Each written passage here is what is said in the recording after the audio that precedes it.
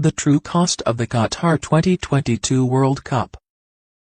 The streets of Doha erupted after Qatar won its bid to host one of the biggest sporting events in the world, the 2022 FIFA World Cup.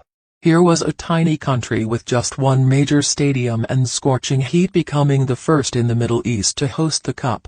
The oil-rich nation has reportedly spent over $229 billion preparing for the tournament. That's more than 16 times what Russia said it spent on the 2018 World Cup.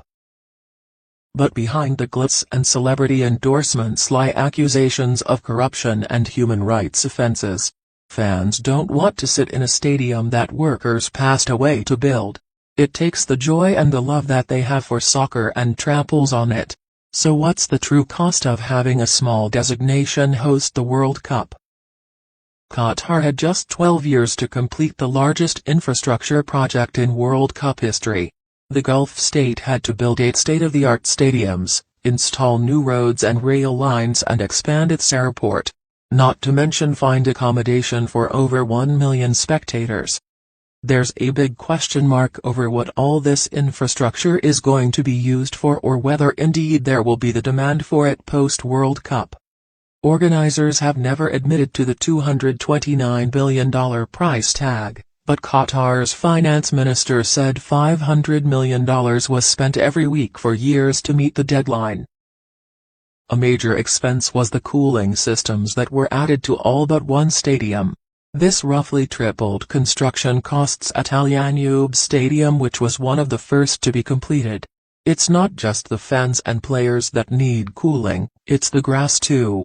The country flew in grass seed from the US and grew it in massive nurseries. The turf used for the pitches requires special cooling and watering to stay in peak condition, but to make all this happen Qatar needed a vast labor force. Sometimes workers weren't paid for months. Those working on the Khalifa Stadium in 2016 were only making roughly 800 Qatari riyals a month or $220. At the time, Qatar didn't even have a set minimum wage, but it was still more than most could make in their home countries, so they kept coming. Employers provided workers with accommodation that was often cramped, dirty and unsafe. There were a number of important investigations showing not enough water or too many people living together. Even if you got sick, it wouldn't be clear how quickly you could get to a hospital. Many who traveled to Qatar for work never lived to tell their story. Many migrant workers passed away by self-harm in 2016, but human rights groups say it never really went away. Even since reforms were brought in 2016 to 2017 and 2018, we've still documented some of the hallmarks of the kafala system, and this includes passport confiscation, wage cheating, cracking down on workers who try to strike about wage non-payment or poor working conditions. Only in 2017 did Qatar prohibit work during the hottest hours over the summer months. But outside of that window the heat could still be intense enough to trigger heart-related illness and even demise. The Guardian found that there were over 6,500 migrant worker demises between 2010 and 2020. But Qatari authorities registered 70 of them as natural demises from sudden and unexplained heart or respiratory failure, leaving many families without answers. Qatar shut down more than 300 labor sites in 2019 and set new guidelines around heat stress. A year later, workers were granted the freedom to leave the country without an exit permit and change jobs without their employer's consent. In May 2022, human rights groups called on FIFA to create a compensation fund for migrant workers that equals the World Cup prize of $440 million. The World Cup has prompted huge attention on labor practices, not just in Qatar but in the Gulf. In October 2022, FIFA said Qatar had made real tangible progress in addressing labor rights issues.